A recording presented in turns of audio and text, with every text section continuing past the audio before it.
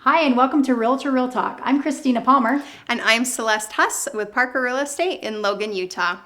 We've just been having a discussion here with Russ Piggott. He's with the Bank of Utah, and we have been discussing market conditions here in the Cache County, Cache Valley area, Logan area, if you will. People refer to it in many different ways. And so let's go ahead and get started. Yeah.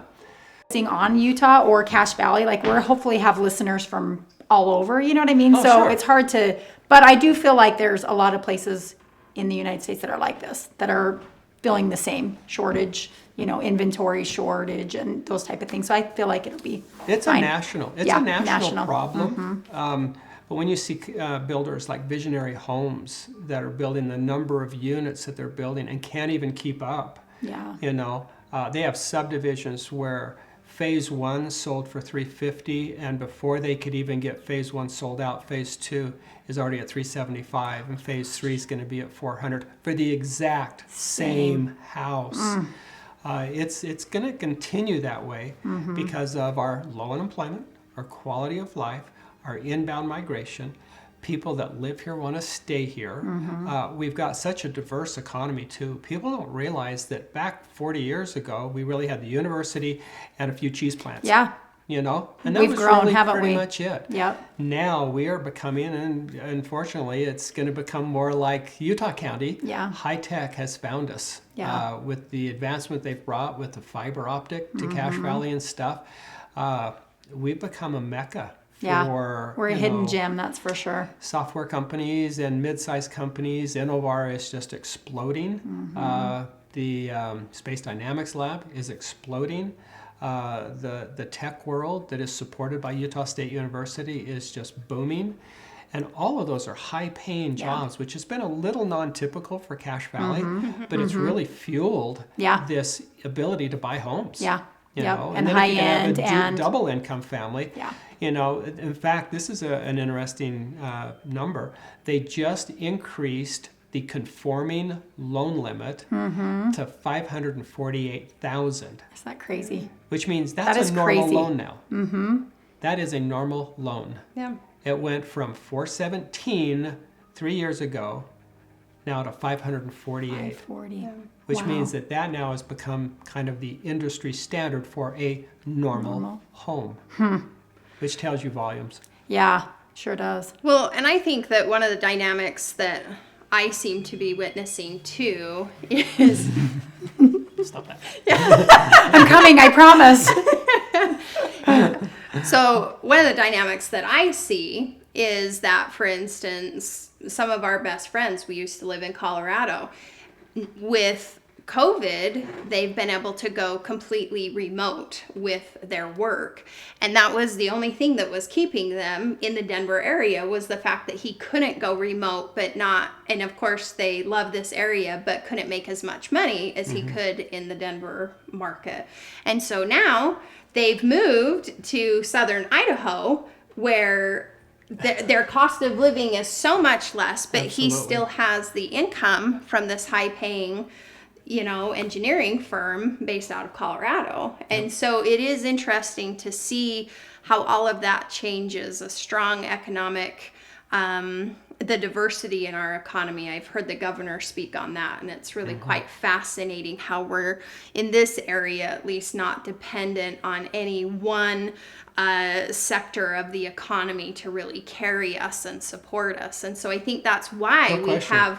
And then people want that quality of life. And so these are kind of the things that bring people, speaking very specifically to the Logan, Cache County area, for this video, not generally and nationwide. I'm sure there might be some areas that aren't similar, quite as popular, but certainly here it definitely is a very popular area, and talking to people all the time who want to be here. Come back home and be here. I think the secret is out. The secret is out. Yes. And so, Cache Valley has become one of the most fastest growing neighborhood communities, not only in the state, but in the country, for that very reason. And it's going to continue that way. So when people say things like, oh, this is a bubble and it's going to pop, I mean, we've kind of mentioned some of the things that we feel, but maybe let's speak a little bit to that about the indicators that we're watching for them. That's a good discussion, because the last bubble was created back in 07, 08, 09 because the federal government gave us loan programs that qualified people that shouldn't have qualified. We had programs that were no-income qualifiers. We had stated income loans that gave us, unfortunately, the ability to give people loans that really didn't qualify.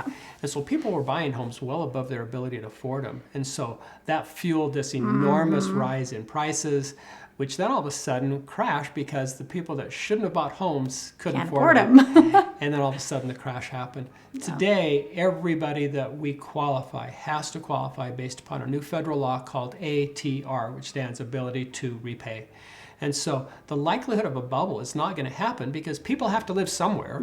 And if you qualify for this house and rents are as equal or greater than what mortgage payments are, then you're not going to lose your house.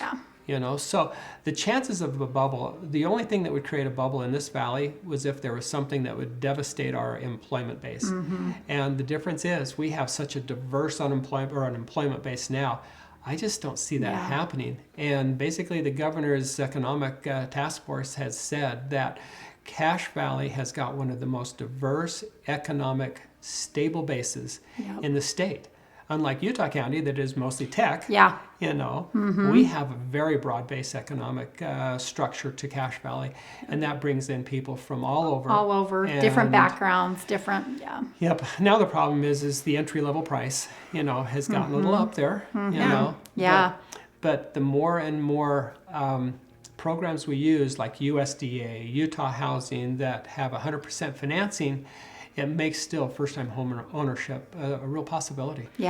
So what do you say to people who are in the area who think, I'll just keep saving, I'm going to wait. Some of those, I just feel like, you know, I want to, you know, some will say, I the bubble. We want the bubble pop. Yeah, we want the bubble to pop. I wish we had a crystal ball where we could see, right? If we would have told those same people a year ago not to buy, the house that they would have bought last year at this time for $300 is now worth $350. And so you could not save $50,000 in 1 year to buy a home. And so, and if you think, well, I'm going to save up $10,000 or $20,000 for a down payment, and it's going to take you a year to do that, well, in that year's time, if the interest rates go up 0.5%, it'll make your payment go up over $100. So the money you think you're saving that's going to benefit you probably isn't. So for every $1,000, once again, it only changes your payment $4.50. So a $10,000 down payment only changes your payment $45. But if rates go up 0.5% or even more, you'll spend much more than that same $45. Yeah, that is great information. Yeah, it really is. That. Well, thank you very much, Russ. We appreciate you sharing your insights with us, and we hope that the viewers enjoy that. Such great information, too, so thank you. Thank you. Give us a thumbs up, and don't forget to subscribe to our channel. And if you have any questions or video topics you'd like us to cover in the future, please leave them in the comments below. See you at our next open house. Bye. Bye-bye.